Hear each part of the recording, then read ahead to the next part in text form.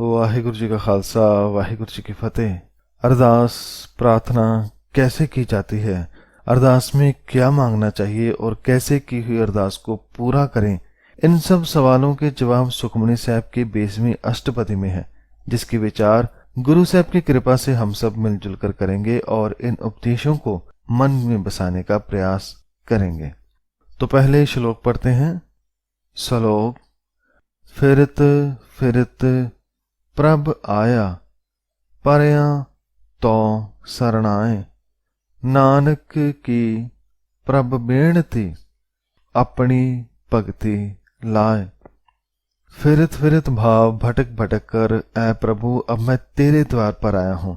ऐ भूले भटकों को सही राह दिखाने वाले प्रभु, मेरी विनती सुन, मुझे भी अपनी शरण में ले, मुझे भी अपनी भक्ति में लगाओ, मुझे भी उस आनंद से जोड़ो जिससे जुड़कर मन की सारी भटकनाएं समाप्त हो जाती हैं। हे मेरे मालक, मेरे प्राणदाता, मेरी विनती सुनो, मेरी विनती सुनो और मुझे अपनी शरण मिलो। तो संगत जी, ये अरदास प्रार्थना हम सबको करनी है। हमने बहुत भटक लिया, बहुत अपने जीवन को बर्बाद कर लिया। अब तो सही राह पर आए, अब तो परमात्मा से जुड़े, अब तो जीवन को सुधारें और इस सुधार के लिए अरदास करें कि हे मेरे मालिक, मुझे अपनी शरण मिले। तो आगे अष्टपदी में गुरु साहब ने हमें बताया कि प्रार्थना करते वक्त हमें क्या क्या मांगना चाहिए। अष्टपदी। जाचक जन जाचै, प्रभ दान, कर कृपा देवो हर नाम। संगत जी, गुरु साहब हमें प्रार्थना करनी सिखा रहे हैं कि जैसे हम बच्चों को सिखाते हैं कि दोनों हाथ जोड़कर आंखें बंद करके नमस्कार करो, ऐसे ही गुरु साहब हमें सिखाते हैं कि जब हम रब से प्रार्थना करें तो आज से पहले जो मांग लिया सो ठीक, धन मांगा, घर मांगा, सुख मांगा, बच्चा मांगा, जो मांग लिया सब ठीक। अब वह मांग लो जिससे मांगकर जीवन सुधारना है, वह मांगो जिससे आत्मा को आनंद मिले और एक जाचक बनकर मांगे। जाचक भाव सवाली बनकर, भिखारी बनकर, जैसे हमारे पास कुछ नहीं। हे मेरे परमात्मा, सब कुछ आपके पास है, आप ही दाता हो। आपके दर पर इस जाचक की अरदास है कि मुझे अपना नाम दे। मैं आपसे आपके नाम का दान मांगने आया हूं, मेरी झोली में अपना नाम डाल दे। हे हरि, कृपा करके मुझे अपना नाम प्रदान कीजिए, मेरी यही प्रार्थना है। साध जना की मांगो तूर, पार ब्रह्म मेरी श्रद्धा पूर। एक और मांग है, वह है कि मैं सात जनों के पांव की धूल बन जाऊं। भाव के जिस गुरु साधु के द्वारा परमात्मा के साथ रिश्ता बनता है, जो हमें रब की बातें, उपदेश, गुणगान सिखाता है, कृपा करे मेरा मन सात गुरु के उपदेशों में सदा टिका रहे और मन विनम्रता से उसे ग्रहण करता रहे। हे मेरे पार ब्रह्म, मेरी ये श्रद्धा पूरी करो, मेरी ये इच्छा पूरी करो। सदा सदा प्रभ के गुण गाऊं, सांस सांस प्रभ तुम्हें ध्याऊं। हे मेरे प्रभु दाता निरंकार जी, मैंने पहले बहुत कुछ सुन लिया, बहुत कुछ गा लिया, बहुत कुछ बोल लिया। अब मुझे वह बोल दो जिससे मैं गाकर आपका हो जाऊं। हे मेरे प्रभु, मैं सदा सदा आपके गुण गाऊं, ऐसा दान दीजिए। और हे प्रभु, प्रत्येक श्वास से मैं आपकी ही आराधना करूं, आपका ही ध्यान करूं। ऐसी कृपा करे, मेरी प्रार्थना सुने, मुझे गुणगान दे। संगत जी, यह अरदास कितनी प्यारी अरदास है, जिसमें मन के लिए सब कुछ मांगा जा रहा है। हमने तन के लिए तो बहुत बार बहुत कुछ मांगा है, पर मन के लिए आइए मांग कर देखिए, रब का नाम मांग कर देखिए, उपदेश, गुण, गुणगान, ये सब मांगे। और क्या क्या मांगना है, गुरु साहब फरमाते हैं कि चरण कमल स्यों लागै, प्रीत भगत करो प्रभ की नित नीत। हे मेरे दाता, मेरी प्रीत आपके चरणों में सदा लगी रहे। भाव सदा मैं आपके उपदेशों से जुड़ा रहूं, सदा आपका गुणगान करता रहूं, और हे मेरे प्रभु, इस तरह आपका नाम जप जप कर सदा भक्ति करता रहूं। मेरा दिन शुरू हो तो आपके नाम से, दिन ढले तो आपके नाम से, मेरा हर कार्य आपके नाम से शुरू हो और अंतिम श्वास तक आप ही मेरी जुबान पर रहो, मन में रहो, मेरे हर श्वास में रहो। एक ओट एक को आधार, नानक मांगै नाम प्रभ सार। हे मेरे दाता, मेरा आसरा कोई और ना हो, बल्कि मेरी ओट केवल एक पर हो। मेरा आधार, मेरा आसरा केवल और केवल एक हो, परमात्मा आप ही हो। यही मेरी प्रार्थना है। हे नानक, मैं तो प्रभु से सर्वोत्तम नाम की जाचना करता हूँ, उसके नाम को ही मांगता हूँ। तो संगत जी, ये था पहला पदा जिसमें अरदास करनी सिखाई कि अरदास में हमने क्या मांगना है। नाम मांगना है, गुरु का उपदेश मांगना है, चरणों से जुड़े रहें ऐसा विश्वास मांगना है, सदा सदा एक के साथ जुड़े रहें, एक के गुण गाते रहें, एक ही मन का आसरा बने, ऐसी प्रार्थना करनी है। ये अरदास गुरु साहब ने हमें समझाई है। तो दूसरे पद में गुरु साहब फरमाते हैं कि जिसे एक से नाम मांगा वह एक को स्मरण करने, उसके उपदेश अपने से मानने से क्या मिलता है? प्रभ की दृष्ट महा सुख होए, हर रस पावे बिरला कोय। संगत जी, हम जीवन में जितने भी सुख प्राप्त करते हैं वह नाम के सामने कुछ भी नहीं है। यदि हमारी प्रार्थना सुनी जाए और कहीं परमात्मा की दृष्टि हम पर पड़ जाए, उसकी मेहर की नजर हम पर हो जाए, तो महासुख प्राप्त होता है। गुरु साहब फरमाते हैं कि प्रभु की करुणा दृष्टि से परम सुख उपलब्ध होता है, लेकिन दुख की बात है कि कोई विरला मन ही हर रस को पीता है, क्योंकि हमारी प्रार्थना में तो और बहुत कुछ होता है, पर जो मांगना है परमात्मा का नाम, उसका प्रेम, उसके गुण, वह नहीं होते, उसे नहीं मांगते। इसलिए परम सुख से नाम रस को कभी पा नहीं पाते। लेकिन जिन्होंने इस रस को चख लिया है, जिन्होंने पूरे मन से अरदास करके नाम रस को पिया है, गुरु साहब फरमाते हैं कि जिन चाख्या से जन तृपताने, पूरन पुरख नहीं डोलाने। जो इस रस को चखते हैं वह जीव तृप्त हो जाते हैं। भाव उन्हें कभी माया की भूख नहीं लगती और ना उन्हें लालच और मोह की प्यास लगती है, क्योंकि अब तो मन नाम रस से तृप्त है और ऐसे मन पूर्ण हो जाते हैं। भाव वह नाम रस को पीकर पूर्ण पुरुष बन जाते हैं, उन्हें हर तरह का सुख आ जाता है और फिर कभी माया में वह डगमगाते नहीं, कभी विकारों में डोलते नहीं, वह टिकाव में आ जाते हैं। जीवन में टिकाव आ जाता है, फिर हर हालात में मन टिका रहता है, कभी डगमगाता नहीं। सुभर भरे प्रेम रस रंग, उपजै चाओ साध कै संग। जिन्होंने परमात्मा के नाम रस को पिया है, जिन्होंने गुरु की वाणी का रस, उपदेशों का अमृत मन को दिया है, वह प्रभु के प्रेम की मिठास एवं आनंद से पूर्णता भरे रहते हैं। और ये रस गुरु के संग से मिलता है, गुरु की संगत से प्राप्त होता है। जब मन गुरु की संगत करता है, गुरबानी को मन में बसाता है, केवल पढ़ता नहीं बल्कि प्रेम करता है, मन के अंदर लेकर जाता है, तो फिर मन में एक चाव पैदा होता है। वह चाव है प्रभु मिलाप का, जिसका ये जहान है, जो हर हृदय में है, उससे मन कहीं एक हो जाए तो जीवन सफल हो जाए, ऐसा चाव मन में उत्पन्न होता है। परे शरण आण सब त्याग, अंतर प्रगास अण दिन लिव लाग। जिनके मन में प्रभु मिलन का चाव होता है, वह फिर और आश्रय नहीं देखते बल्कि और सभी आश्रय छोड़ देते हैं और प्रभु की शरण में रहते हैं।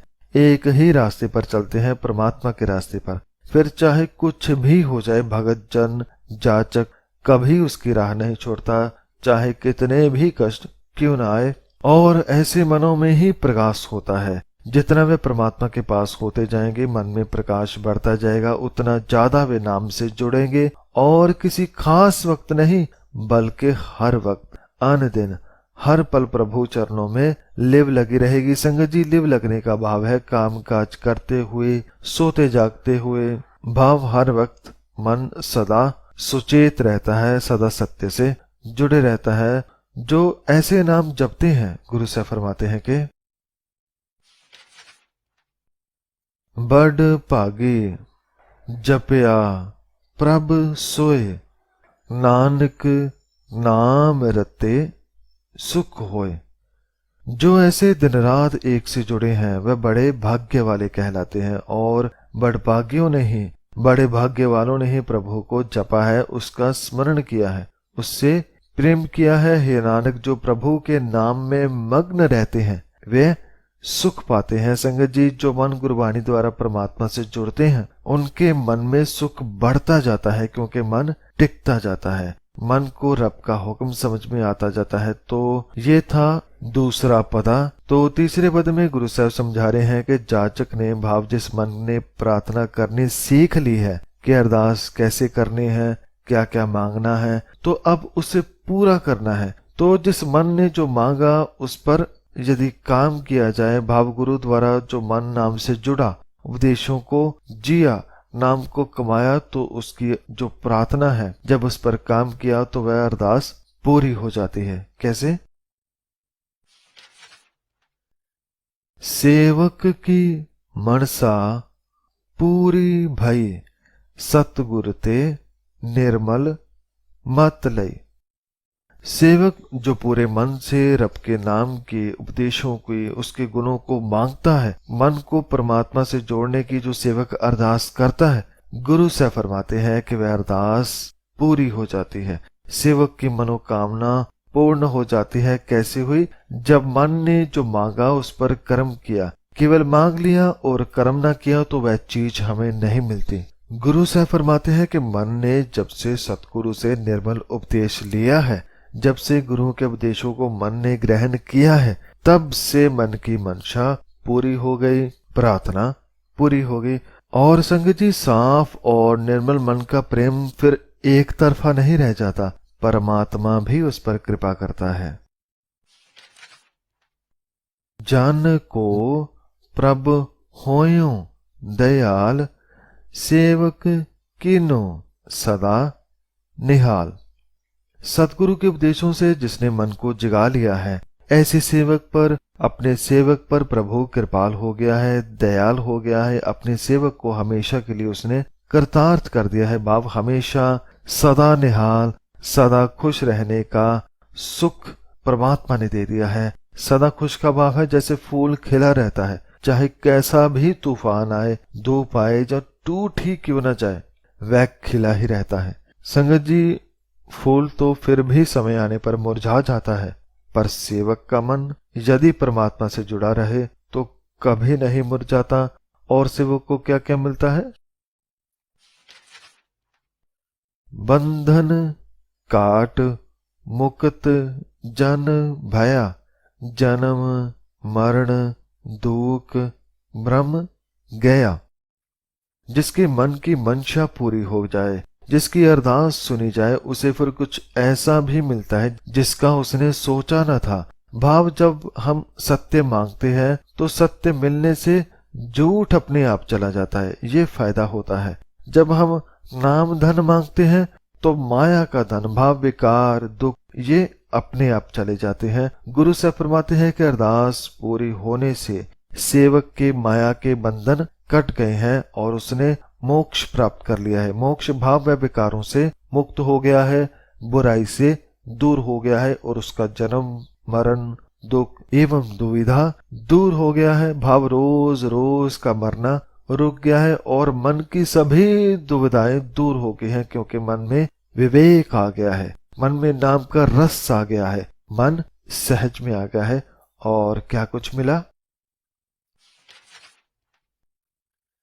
इच्छ पुण्य सरदा सब पूरी, रव रहया सद संग हजूरी अर्थात सेवक की जाचक की तो हर इच्छा पूर्ण हो जाती है और श्रद्धा भी पूरी हो गई है। और जब मन की इच्छा पूरी हो जाए तो इच्छा पूरी होने के कारण मन में से जब दुख मिट जाए, भाव विकार अवगुण दूर हो जाए, तो फिर उसे अपने भीतर सुख प्राप्त होता है। बाहर नहीं बल्कि अपने भीतर सब कुछ पा लेता है, उसकी जोत को प्राप्त कर लेता है। उसे रव रहया भाव हर जगह भगवान बसता दिखाई देता है, अपने अंग संग बसता दिखाई देता है। संगत जी, दिखाई देने का भाव है कि मन जान जाता है, पहचान जाता है कि वह ही हर जगह है, उस एक से ही सब बना है और वह एक ही हर जगह है। उसी को देखकर मन आनंद से भर जाता है। जिस का सा तिन लिया मिलाए, नानक भगति नाम समाए। अर्थात जिसका था उसने अपने साथ मिला लिया है। संगत जी, वह सेवक की प्राप्ति है कि जिसका था, जिससे वह बना, उससे मिल गया और अकाल पुरख ने खुद मिला लिया। सेवक ने तो केवल अरदास की और नाम से जुड़ा, बाकी काम तो परमात्मा ने खुद किया। और सेवक का जीवन भी तभी सफल होता है जब जिसका था उससे मिल जाए। जब तक नहीं मिलता तब तक अंदर एक दुख बना रहता है, चिंता सी बनी रहती है, पर जब मिल जाए तो सब कुछ मिल जाता है, सारी दुविधाएं दूर हो जाती हैं। फिर तो केवल एक वह होता है, एक सेवक होता है। और जहां तक के दो भी नहीं होते, एक ही सब नजर आता है, सेवक भी उसका ही रूप नजर आता है। और हे नानक, इस तरह से प्रभु की भक्ति से सेवक नाम में लीन हो गया है। वह अब सत्य स्वरूप हो गया है, दया की मूर्त हो गया है, निर्भय बन गया है, औरों का दर्द समझता है, सबको एक जानता है। ऐसा जीवन सेवक का फिर बन जाता है, भाव रब में लीन रहता है, जैसा वह है वैसा बन जाता है। तो अगले चौथे पदे में वही सेवक समझाता है कि उस परमात्मा को कभी मत भूलो। सो क्यों बिसरै जे काल न पानै, सो क्यों बिसरै जय किया जन। हे भाई मेरे मित्र, उस भगवान को क्यों भुलाएं जो इंसान के की हुई सेवा भक्ति की मेहनत को व्यर्थ नहीं जाने देता। संगत जी, हम कभी कभी सोच लेते हैं कि मैं इतना नाम लेता हूं पर मुझे कोई फल नहीं मिलता। पर जिस सेवक की अरदास पूरी हुई वह कहता है कि ऐसा नहीं है। वह तो ऐसा दाता है जो किसी की भी मेहनत बेकार नहीं जाने देता। इसलिए उसको क्यों भूलें, उस भगवान को क्यों बुलाएं जो किए हुए को जानता है, जो हमारी हर मेहनत को जानता है और उसका फल भी देता है। सो क्यों बिसरै जिन सब किछ दिया, सो क्यों बिसरै जय जीवन जिया। ऐ दुनिया वालों, वह ईश्वर को क्यों बिसारे जिसने हमें सब कुछ दिया है। इसलिए ऐ मेरे साथियों, उसे मत बिसारो जिसने रहने के लिए धरती, जीने के लिए सांसें, खाने के लिए अनाज और हर तरह का आनंद दिया। और उसे क्यों भुलाया जाए जो जीवों के जीवन का आधार है। यदि हम अपने आधार को ही भूल जाएं तो हमारे पास फिर बचेगा ही क्या। जो जीवन दे रहा है, जीवन को संभाल रहा है, जीवन को जो चला रहा है, उसे कभी नहीं भुलाना चाहिए। उसे कभी मत भुलाएं, उसे सदा याद रखें। सो क्यों बिसरै जे अगन मह राखै, गुर प्रसाद को बिरला लाखै। ऐ मेरे प्यारे दोस्तों, उसे क्यों भुलाया जाए, उसे क्यों बिसारा जाए जो हमारी तब भी रक्षा करता है जब हमारा जन्म होता है, जब हम गर्भ में होते हैं। संगत जी, हम जन्म उसे मानते हैं जब हम गर्भ से बाहर आते हैं, पर गुरु साहब फरमाते हैं कि जीव का जन्म तभी हो जाता है जब वह गर्भ में आता है। एक छोटा सा अंश उसे भी परमात्मा संभालता है। पेट की जठरा अग्नि हो या बाहर विकारों की आग, परमात्मा हर वक्त हमें याद रखता है, हमारा ध्यान रखता है, लेकिन हम भूल जाते हैं। और गुरु की कृपा से कोई विरला मन ही इसको देखता है। भाव इस विचार को कोई ही समझ पाता है कि वह हमारी किस किस तरह से रक्षा करता है।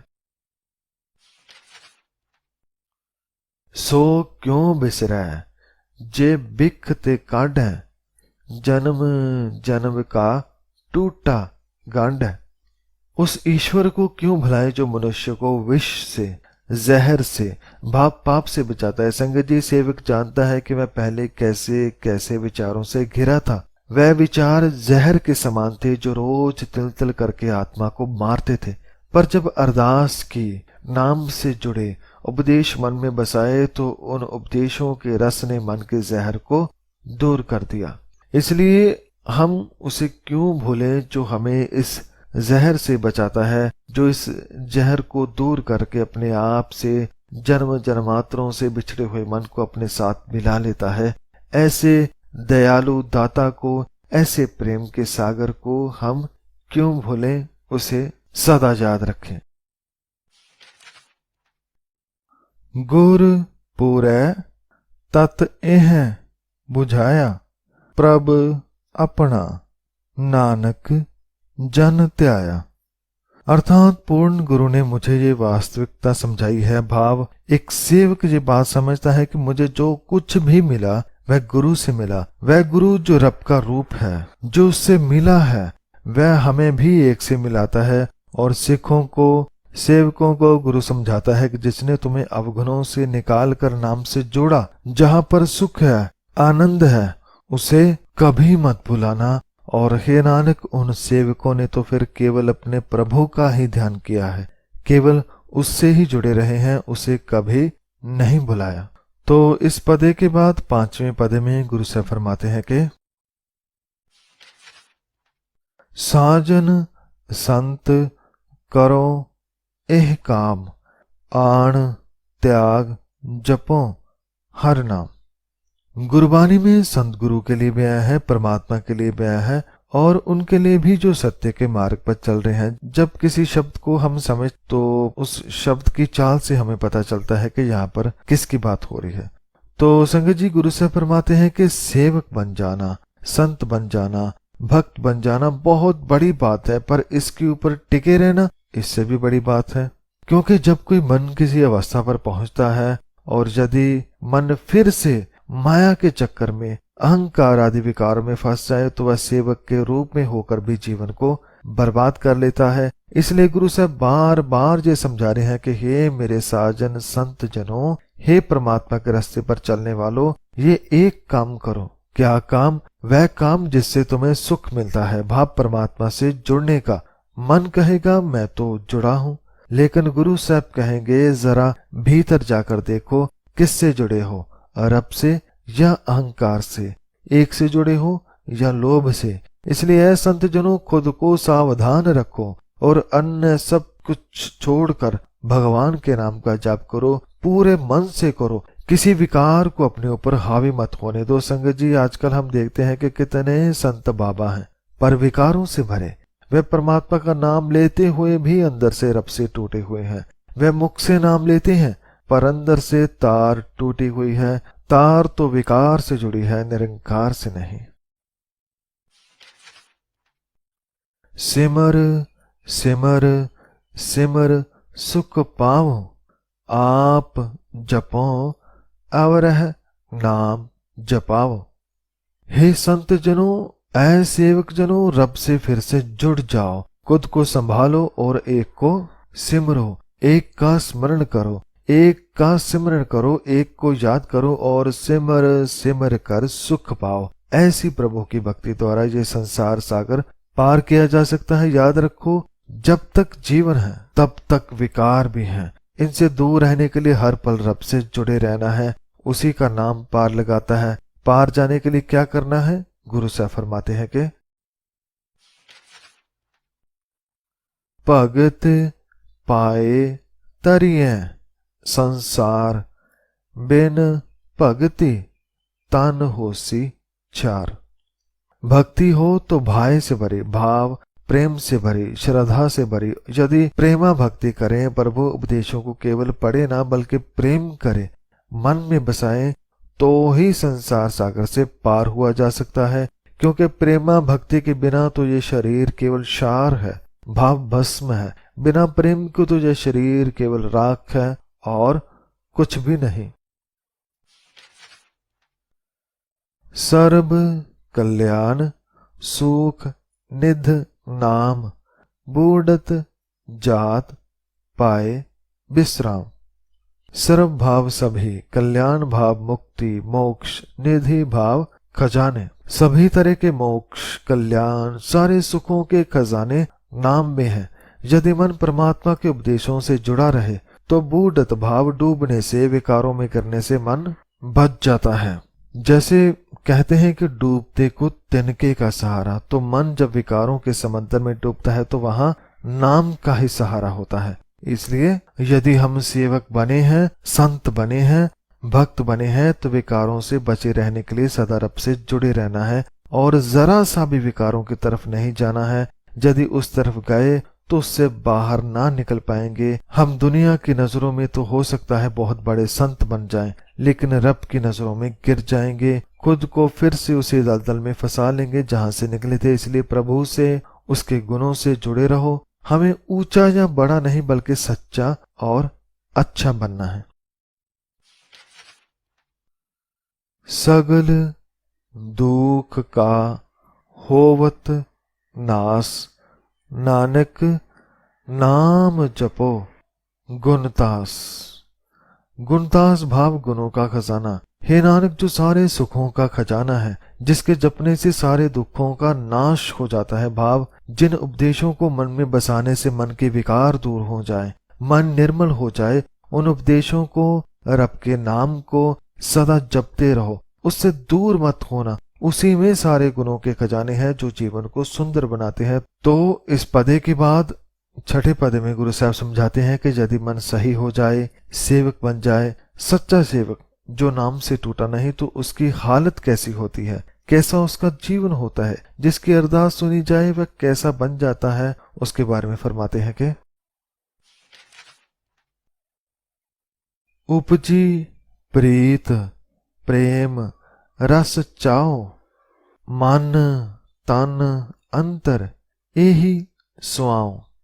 सुआओ भाव चाह। जिसकी अरदास पूरी हो जाए तो उसका जीवन ही अरदास बन जाता है। भाव वह फिर सदा उसको ही मांगता है जिससे सब मिलता है। यही उसकी एकमात्र मांग रहती है। गुरु साहब फरमाते हैं कि जिसके मन में प्रभु की प्रीत पैदा हो गई, जिसके मन में उसके प्रेम का स्वाद का भाव चाव पैदा हो गया है, जिसके मन में चाव है कि मैं सदा नाम का रस पीऊं, उसके मन तन के भीतर यही चाव भर गया है। क्या चाव भर गया है या कैसा सौ भर गया है, उसके बारे में गुरु साहब आगे फरमाते हैं कि नेत्रों पेख दरस सुख होए, मन बिगसै साध चरण तोए। चाव है रब को देखने का, उसके दीदार का, जिसका दर्शन करके सुख मिलता है। यही स्वाव है कि आंखों से, मन की आंखों से उसका दीदार करना है। पेखना भाव मन की आंखों से देखना।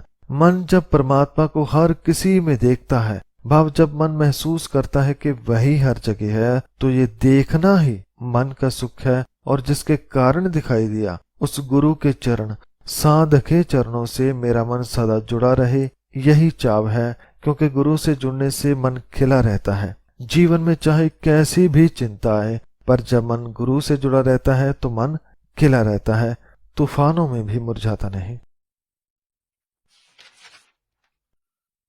भगत जना के मन तन रंग, बिरला को पावे संग। अर्थात जिसका मन गुरु के चरणों से जुड़ा है, ऐसे भक्त जनों का मन तन सदा प्रेम से भरा रहता है, रब के प्रेम से, विश्वास से रंगा रहता है। और ऐसे भक्तों की संगत बड़ी मुश्किल से नसीब होती है। मुश्किल से क्यों नसीब होती है? क्योंकि ऐसे भक्त ना तो बड़े बड़े समागमों में मिलेंगे, ना ही ये किसी डेरे में मिलेंगे। ऐसे भक्त तो अपने काम में मस्त रहते हैं और रब के नाम के साथ जुड़े रहते हैं। ये सदा सेवा में लगे रहते हैं। उन्हें ढूंढना इसलिए भी मुश्किल है क्योंकि जगत में नकली संतों की भारी भीड़ है। इस भीड़ में से असल को तभी पहचाना जा सकता है यदि हमारे पास विवेक बुद्धि हो। इसलिए इनकी संगत बड़ी नसीब वालों को ही मिलती है।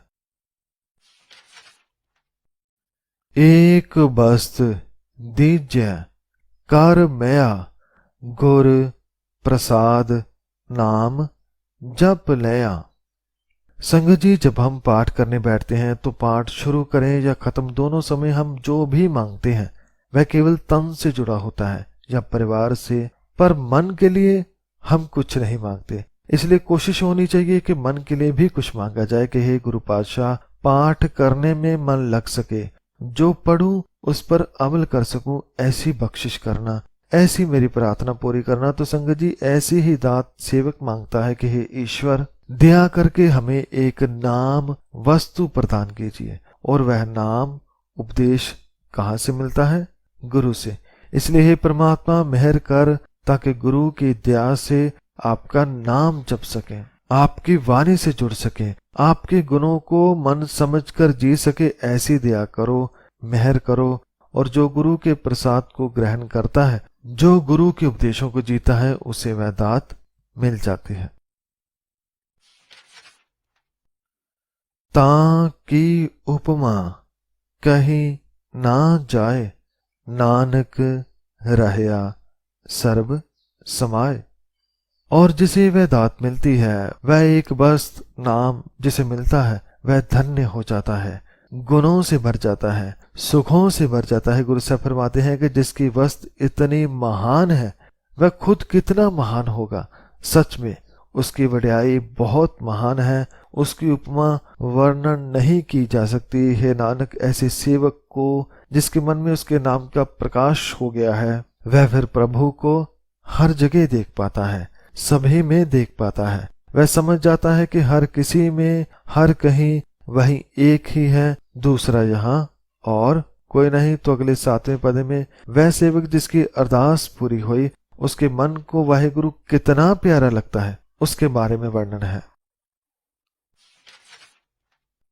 प्रभ बखसंद दीन दयाल, भगत वत्सल सदा कृपाल। भाव वह प्रभु तो बख्शंद है, भाव क्षमाशील है, वह प्रभु तो दीन दयाल है, दयावान है, और वह भक्त वत्सल है, भाव कि वह भक्तों को प्रेम करने वाला है, और वह सदा कृपाल है, भाव वह तो दया का घर है। संगत जी, परमात्मा कितना प्यारा और कितने गुणों से भरा है, इसका अंदाजा सेवक को लगता जाता है। सेवक और कैसे कैसे गुण रब के देखता है? गुरु साहब फरमाते हैं कि अनाथ नाथ गोविंद गोपाल, सर्ब कटा करत प्रतिपाल।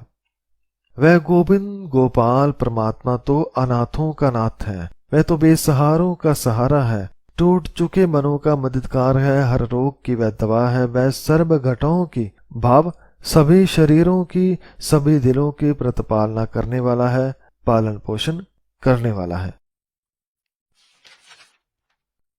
आद पुरख कारण करतार, भगत जना के प्राण आधार। उस आद पुरुष का मैं क्या क्या गुण बयान करूं। वह आद पुरुष तो तब से है जब कुछ भी नहीं था, शुरुआत की भी शुरुआत से वह है, और आज भी है, हर जगह है, वही कारण है, वही जगत का मूल है। हे करतार, हर जगह केवल आप ही आप हैं, और भगत जनों के जीवन का आसरा भी आप हैं, प्राणों का आधार भी आप ही हैं। जो जो जपै सो होए पुनीत, भगत पाए लावें मन हीत। जिस ईश्वर में इतने गुण भरे हैं, सेवक देखता है कि जो कोई भी उसका नाम जपता है वह पुनीत हो जाता है, पवित्र हो जाता है, उसके विचार निर्मल हो जाते हैं, उसका रहन सहन सादगी वह सच्चाई से भर जाता है, और देखता है कि जो अपने मन का प्रेम ईश्वर की भक्ति पर केंद्रित करता है, उनका उद्धार हो जाता है, वे विकारों से पार हो जाता है, और वह एक में समा जाता है। हम निर्गुण यार नीच अजान, नानक तुम्हारी शरण पुरख भगवान। करतार का सच्चा सेवक जाचक, उसके पास चाहे अनेकों प्रभु गुण भर जाए, वह फिर भी खुद को कभी बड़ा नहीं मानता। वह तो सोचता है कि मेरा है ही क्या, सब कुछ तो उसी का दिया है, फिर दिए का अहंकार नहीं बल्कि धन्यवाद करना चाहिए, उससे सदा जुड़े रहना चाहिए। हम तो बहुत गुणविहीन, नीच व मूर्ख हैं, सबसे सयाना, सबसे ऊंचा तो वह एक ही है, हमें तो उसकी शरण में रहना ही पसंद है। हे भगवान, हे अकाल पुरख, हम तो तेरी शरण आए हैं, सभी दर त्याग कर बस तेरे ही पास आए हैं। तो संगत जी, इसके बाद 8वें पद में उस सेवक की बात है जिसकी अवस्था इतनी ऊंची हो गई है कि सारे गुण होने के बावजूद भी वह खुद को नीचा समझता है। गुरु साहब फरमाते हैं कि ऐसे सेवक ने कुछ ना मांगकर भी सब कुछ पा लिया है। क्या क्या पा लिया है? सर्व बैकुंठ मुक्त मोख पाए, एक निमक हर के गुण गाए।